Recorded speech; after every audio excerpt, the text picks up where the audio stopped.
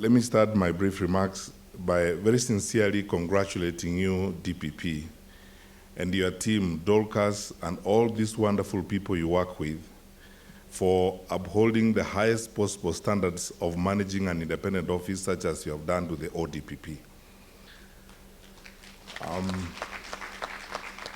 It's a fact that sometimes in public life in Kenya, we sometimes don't tell each other the truth. There was a time when somebody was given a responsibility to run an independent office some time back in the country. I think, Mr. Harvey, you might remember, it was somebody from your organization. And he spent most of the time addressing press conferences every week, talking about everything from the weather to government vehicles to everything.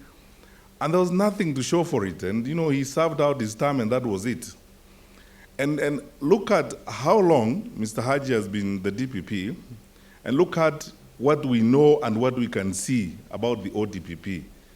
I sincerely thank you, because now you can see a very serious institutionalized framework of getting some work done. And as you walk into this compound, you cannot, of course, fail to notice the level of commitment and seriousness in the work that you want to put in place. I congratulate you again, I thank you, and I pledge on my own behalf and on behalf of my colleagues in the security sector that we will continue to collaborate with you. I usually, secondly, find it important to say this in an environment such as this, because we in the executive branch are the ones who are always accused of being overreaching, overbearing, intrusive, meddlesome, and so on. I sincerely recognize and will respect the independence of the Office of the Director of Public Prosecution. We are only collaborators, and everything I say here is just an observation, and we will keep our peace and respect the lines that are drawn for us by the Constitution. We enjoy working together, and we remain everlastingly grateful for us in the security sector for the environment that has been set for us by His Excellency, the President, when he demanded of us that we create a multi-agents framework of delivering in the security sector. My brother, the Inspector General, the Commissioner General, Prison Service, can admit here that ever since the President insisted that we all have to sit around the table and deal with issues relating to the justice sector collaboratively, we have, of course, learned that constructive cooperation is the way to go, and constructive cooperation is not compromise. We do not interfere with each other. We respect the independence of the officers that we have, and we'll continue to work with them. That is why, number 3, now that we're here, I would like my brother, the Vice Chair of the IPOA, to look around this compound and take a leave. I am prepared, as I've told you before, to persuade the Inspector General of Police to give you some land from so much land that the police have now, so that you also can build an independent institution in IPOA where you have an office where you work from, so that you don't look like you're scrounging or depending on others, so that you can develop the confidence of your officers and the independence of your office, so that even as you oversight us, you don't look like you're so dependent on us in order to deliver on the mandate that you have been given.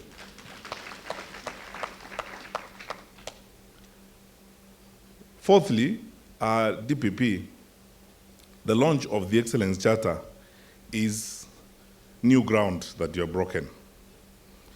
Frankly, you are the only institution I know in the criminal justice sector that has gotten to this point.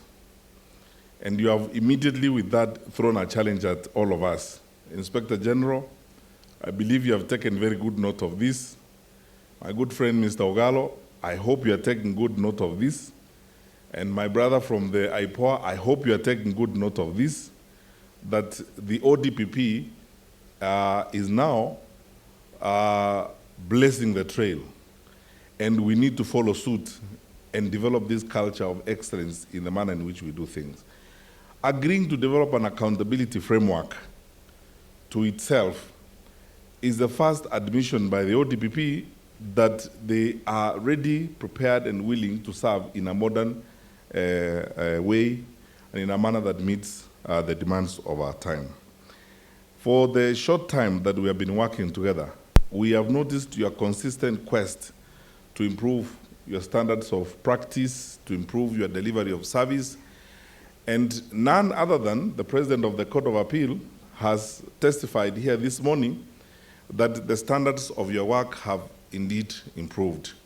We encourage you and also request you with a measure of humility to unhold those others within the ecosystem of the criminal justice system to strive to live up to the standards that you have set. I will fail if I do not make this promise this morning. We are committed to working together. There is no way we are going to succeed as if we work in silos.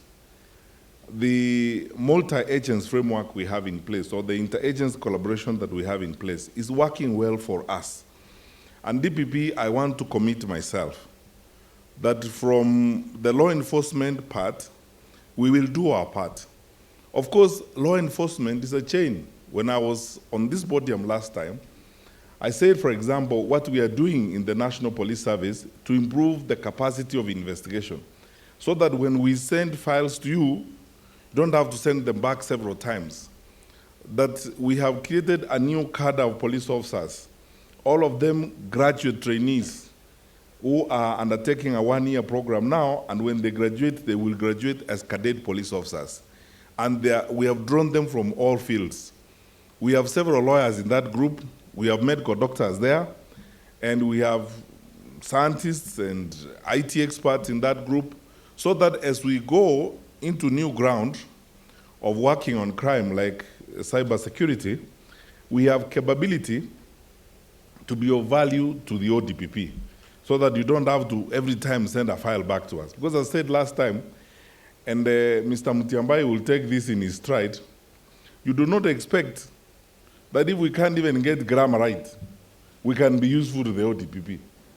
We have to give the ODPP staff that he can work with. And that is why, with the investment the government is making in the new forensic laboratory at the DCI headquarters, with the new investments we are making in training new officers, we are trying to measure up to the expectations of fighting crime in the modern environment in which we find ourselves.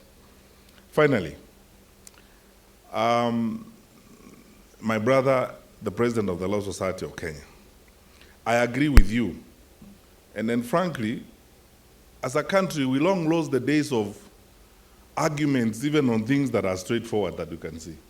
And I take in your stride your concerns about the level of crime and the investigations that we need to carry out. All I ask is that let us now adopt a collaborative approach.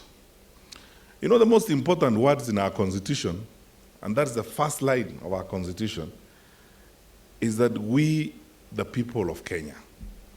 It's not we, the executive branch of the Republic of Kenya, or we, the judiciary of the Republic of Kenya, or we, the lawyers in the Republic of Kenya.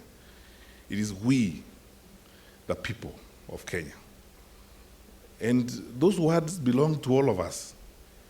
We've come to a point in the country when we need to have very collaborative conversations on how we deal with these issues. The Inspector General can testify to this. We have invested heavily in tracking down crime, some of it very sophisticated. But we want to ask members of the public also to collaborate with us. All these people who are running wash activities in Thika, all these characters we are picking from estates engaged in money laundering and so on, all these characters we finally trace who are trying to abduct the kids, live in our midst.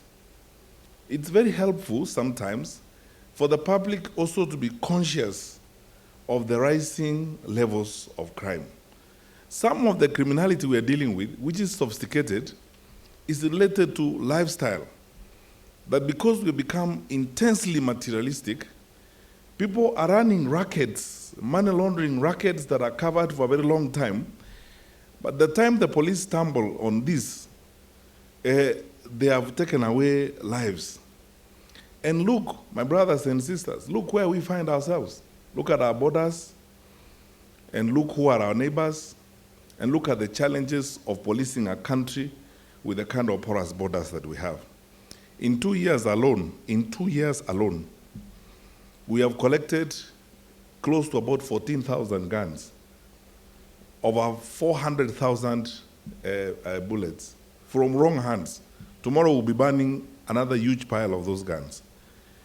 That says something about where we find ourselves, which means unless we all collaborate and come together and work together, I am happy to sit down with everyone. You know, we are public servants. It is our responsibility. The buck stops here. I will not shirk. I will not hide from my responsibility. I will not blame the Law Society of Kenya or blame anyone for asking me questions. I am paid to answer questions.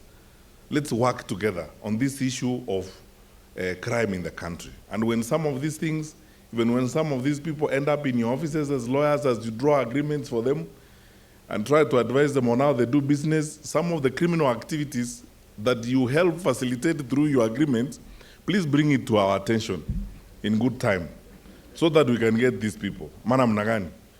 That is it. Let us work together on this thing. You know, white-collar crime in this country is facilitated by some of us, as it were. And by the time we are pushing Mutiambai and pushing Kinoti and finally giving a file to Nurdin, a lot of madness has happened in the process. But if we adopted a very collaborative effort, we'll be able to do with it. This does not mean that we will shy away from our response. We will do our part. The Inspector General knows how much pressure we are putting under and how much pressure the National Security Council has put him under. He knows the demands His Excellency the President has made of him on some of these issues that we deal with. We do not condone crime and the violation of human rights, even by our men and women in uniform.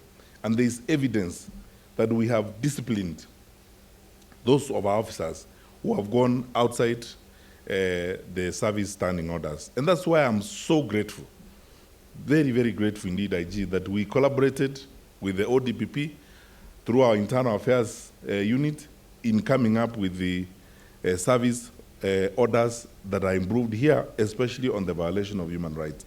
I assure you, and I pledge to you, especially IPOA, that any time you will need investigations, any time you need information on all this, we will collaborate fully, and we will work with you fully. And ODPP and all of you good people, I promise that we will do our part. But let us work together so that we can make our country a much better place. We have done so much, and we have come so far. But I know there's more to be done. There is some more distance to be covered.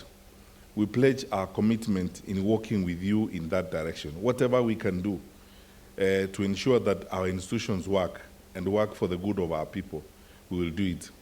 I cannot thank you enough, DPP and your team, for showing the way, for the solid manner in which you have led. You have led from the front, not from press conferences, but from the wonderful work that you have done in our country. Redefined this office of the Director of Public Prosecution, given it a very high moral character, and given it an institutional image that we all desire as we go forward. So we wish you well, and we will work all the way as we serve our people. May God bless you, wonderful people. Congratulations again. And I think with those many remarks, I declare the documents we are launching today officially launched.